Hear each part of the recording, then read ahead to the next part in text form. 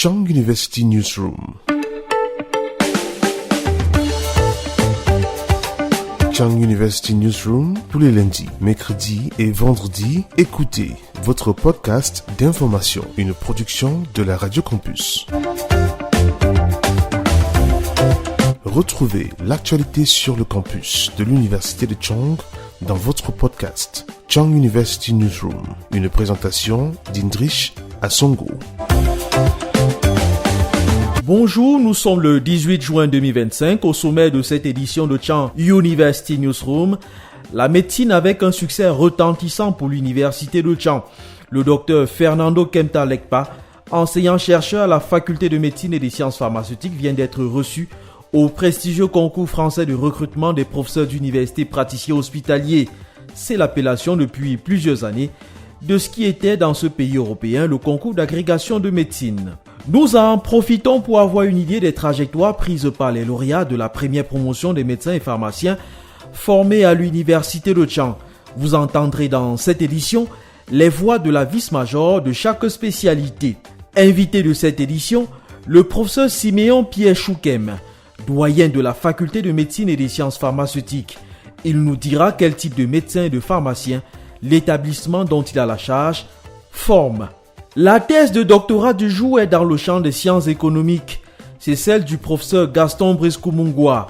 C'est le major du 21e concours d'agrégation CAMES des sciences juridiques, politiques, économiques et de gestion.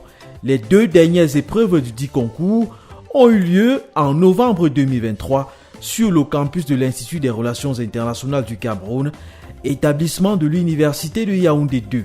Voilà pour le sommaire. Chang University Newsroom, l'actualité du jour.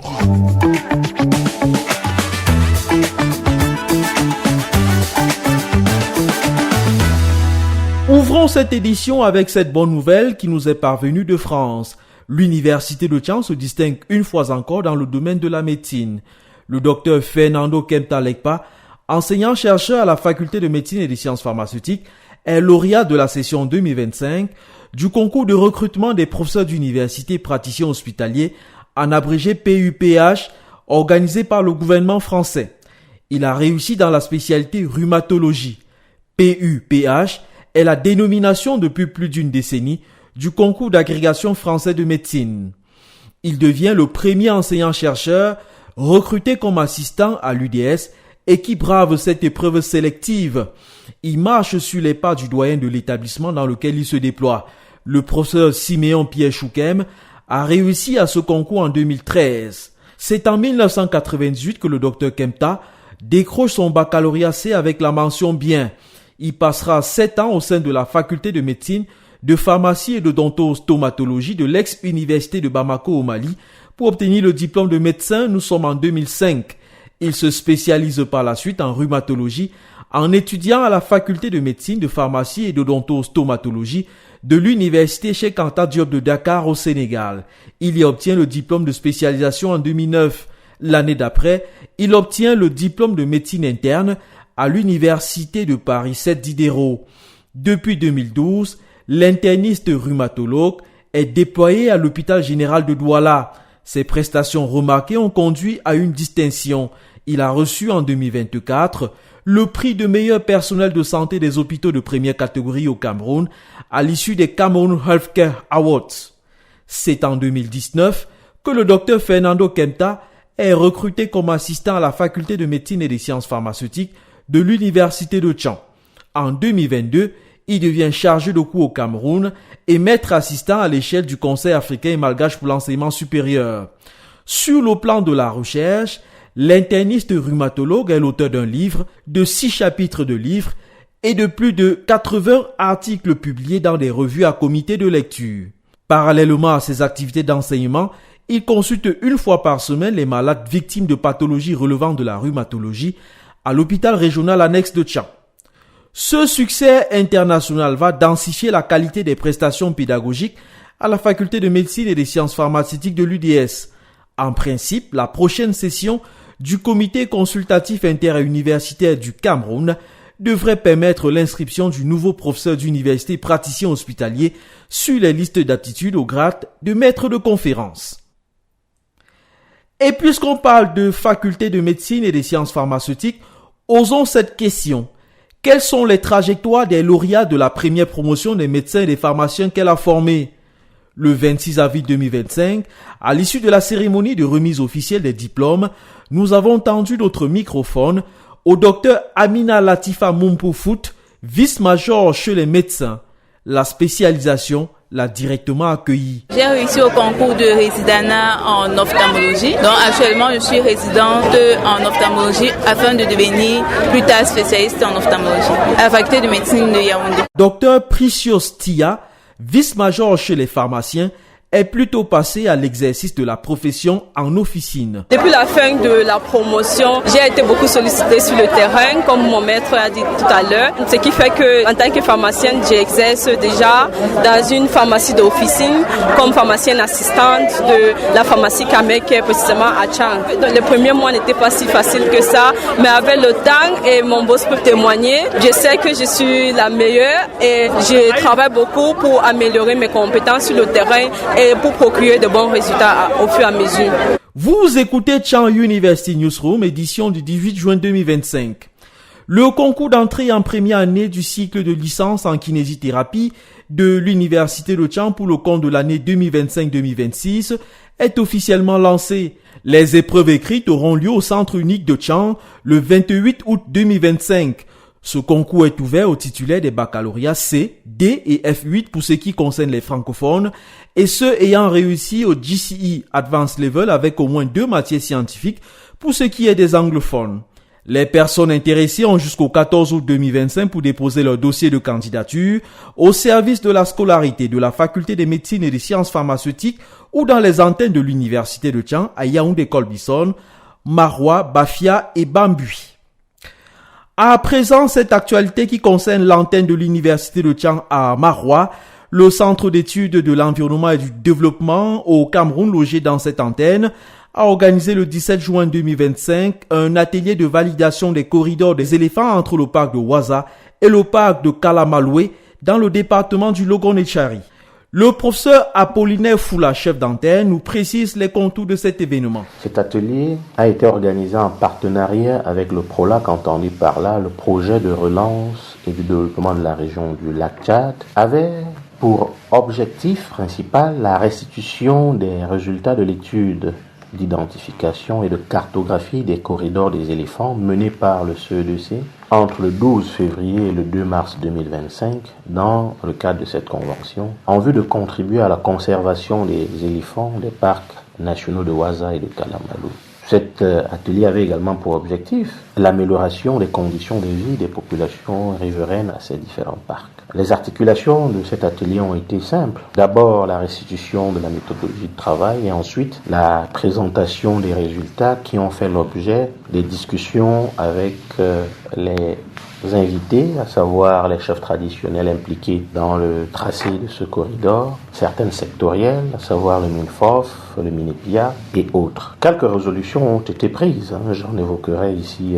D'abord, en ce qui concerne le CEDC, il a été question de préciser que notre structure devrait assurer le suivi de l'implantation des 10 plaques le long du corridor des parcs nationaux de Waza et de Kalamalou.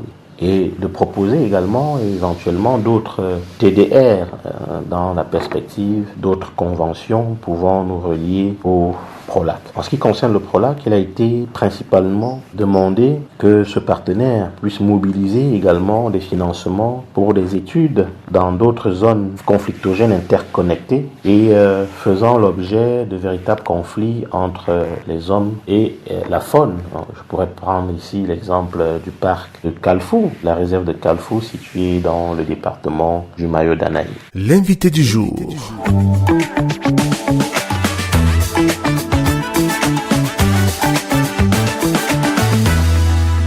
Invité de ce deuxième podcast dénommé Chang University Newsroom, le doyen de la faculté de médecine et des sciences pharmaceutiques, le professeur Siméon Pierre Choukem.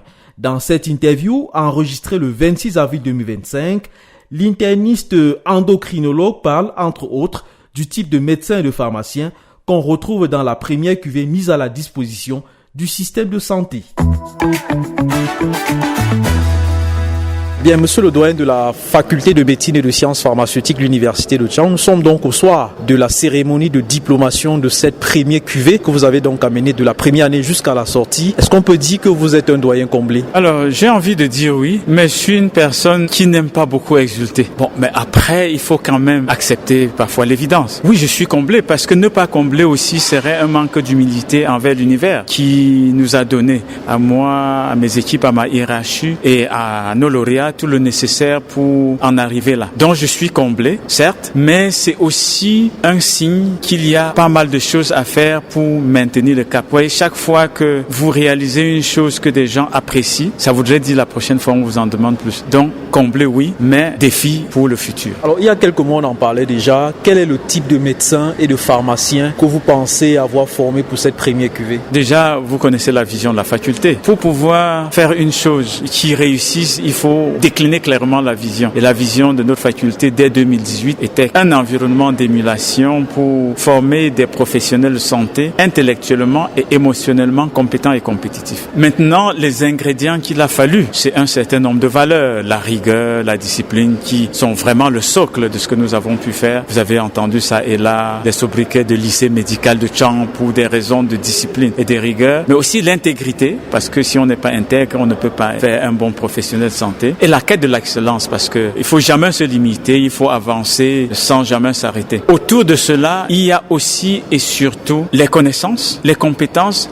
mais ce savoir-être. Alors, s'il y a une chose qu'on reproche à notre société, c'est les comportements des gens. L'impolitesse, le manque de courtoisie, la communication qui n'est pas symétrique, et j'en passe. Et donc, l'une des choses importantes que nous avons faites, c'est d'insister sur ces valeurs qu'on appelle les soft skills, c'est-à-dire les compétences communicationnelles et relationnelles pour qu'une personne puisse être un professionnel de santé accompli ou tout au moins utile pour la société. Alors, on est plusieurs mois après qu'ils aient effectivement achevé leurs études. Est-ce que vous avez de leurs nouvelles sur le plan professionnel? Qu'est-ce qu'ils deviennent? Est-ce qu'ils sont retournés à l'école pour la spécialisation? Est-ce qu'ils sont aujourd'hui en formation sanitaire ou alors en officine de pharmacie pour travailler? Premier constat, en pharmacie, ils sont 21, mais il n'y avait que 17 présents. Parce que les 4 autres sont, je pense, il y a 2 ou 3 à l'étranger. Je pense même les 4 sont à l'étranger. En médecine, ils sont 41, mais il n'y avait que 39 présents parce qu'il y a 2 qui sont à l'étranger. Ça, c'est un premier constat. Le deuxième constat, vous avez aussi entendu de la bouche de monsieur le ministre d'État lui-même,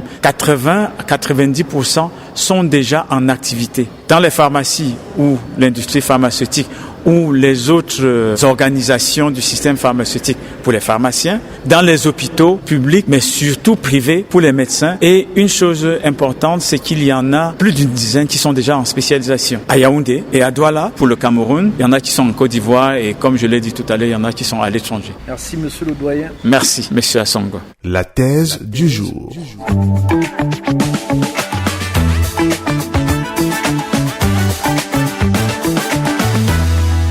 En novembre 2023, le professeur Gaston Brice Koumungwa remporte le prix Coribank. Cette distinction récompense le major général du 21e concours d'agrégation des sciences juridiques, politiques, économiques et de gestion organisé par le Conseil africain et malgache pour l'enseignement supérieur. Le récipiendaire agrégé dans la section sciences économiques est donc le meilleur des 208 candidats de la ligne de départ. Et en matière d'agrégation, la thèse de doctorat présentée par le candidat doit être de haute facture. Le professeur Gaston Brice Koumungwa soutient la sienne en 2016 à l'université de Tchang sous la direction du professeur Roger Tsafak Danfosso. Ce travail est intitulé « Revenus du travail et comportement d'offres d'emploi des professionnels de santé dans les milieux urbains du Cameroun ». C'est la thèse du jour et voici ce qu'en dit son auteur. Bien, professeur, au lendemain du concours d'agrégation, on vous retrouve aujourd'hui. On dit qu'un agrégé, c'est d'abord une bonne thèse. Parlez-nous un peu de votre thèse. Cette thèse concernait le marché du travail des professionnels de santé. On a observé que c'est un secteur où le personnel se plaint beaucoup. Il y a beaucoup de grèves. Ils se plaignent de leurs conditions de travail. Or, c'est un secteur prioritaire en termes de développement dans nos pays. La question était de comprendre comment fonctionne ce marché. Est-ce que les incitations financières qu'on retrouve dans ce secteur suffisent pour pouvoir espérer des performances qu'on attend dans ce secteur. Et puis, en fouillant, on se rend compte que c'est un secteur qui a souvent été taxé de non lucratif. C'est un secteur social où les gens y exercent pour des raisons qui ne sont pas forcément des raisons financières. Et on a bien compris que c'est l'une des raisons pour lesquelles c'est un secteur qui n'est pas abandonné. En termes de ressources financières, en termes de motivation du personnel. Et nous avons cherché à comprendre si les incitations financières comptent vraiment dans ce secteur. Est-ce que c'est parce que les professionnels de santé ne sont pas suffisamment motivés que les performances du système de santé sont celles qu'on observe aujourd'hui? Ou alors, est-ce qu'ils travaillent juste pour la volonté de venir en aide aux gens? Ce sont ce type de questions que nous nous sommes posées pour chercher à comprendre.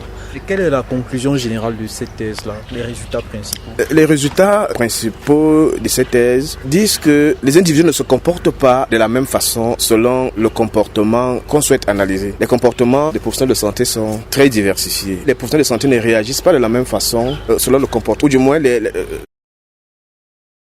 nous rendre compte que les professionnels de santé, le salaire ne constitue pas un élément important qui conduit les professionnels de santé à fournir des niveaux d'efforts importants. C'est un résultat qui nous a pris beaucoup de temps à valider et il a fallu qu'on le discute abondamment. Et un autre résultat également que nous avons obtenu, et c'était quand même un peu intuitif, c'est que le comportement pluriactif des professionnels de santé, on les rencontre dans plusieurs secteurs, c'est-à-dire qu'ils sont non seulement dans leur secteur d'activité, mais on les retrouve également dans d'autres secteurs pour essayer de joindre les deux bouts. Et l'un des résultats que nous avons obtenus, c'est que les éléments comme les arriérés de salaire, là l'emploi principal est un facteur déterminant qui conduit les professionnels de santé à être instables, à s'adonner à la pluriactivité. Également, le niveau de salaire dans le secteur principal est également un élément déterminant, n'est-ce pas, du cumul d'activités des professionnels de santé. C'est également un déterminant, le salaire, parce qu'on s'est focalisé sur la rémunération des professionnels de santé dans leur salaire. On s'est rendu compte que le salaire était également un déterminant important du départ des professionnels de santé de l'emploi principal pour un autre emploi. C'est-à-dire qu'on observe actuellement, et on a beaucoup de professionnels de santé qui quittent le secteur de la santé pour d'autres secteurs qui sont beaucoup plus rémunérateurs, ou alors qui quittent